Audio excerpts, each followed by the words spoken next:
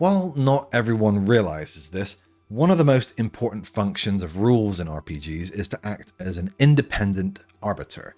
The GM doesn't decide when you die, the dice rolls do.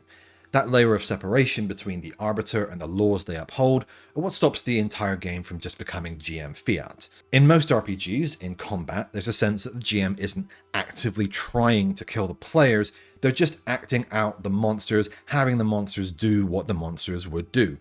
And they can fudge things in a few different ways to make things plausibly easier when needed, or they can drop in some reinforcements when things are too easy, but they're not in full control of the rules. Monsters have to act on their turn according to their nature.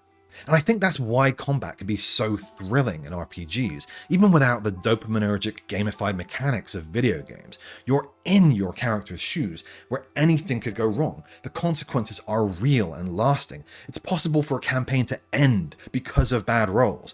Crucially, even the GM doesn't know what's going to happen. It can be heartbreaking, it can be exhilarating. And when your resolution has some really consequential possible outcomes, occasionally you will get the worst possible result.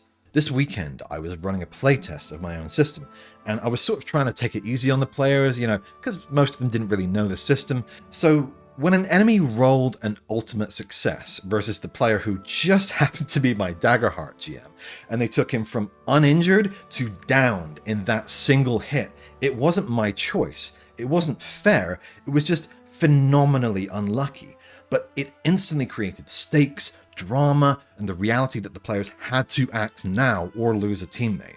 And when he struggled back to his feet, it felt like snatching victory from the jaws of defeat. In Daggerheart, that never would have happened, because rules as written, GMs don't even crit.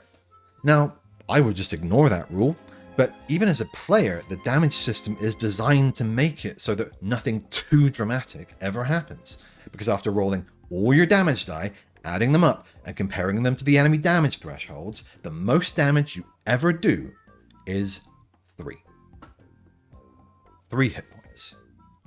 Wait, no, there's an optional rule. Massive damage, so that if you deal double an enemy's severe threshold, something that almost never happens, they take 4 damage. Wow. That's almost enough to incapacitate a level 1 wizard. It's like an invisible wall in a video game. Like if Frodo reached the edge of the Shire and Gandalf popped up like, "You cannot pass. It's dangerous, pass here." And we wouldn't want that now, would we?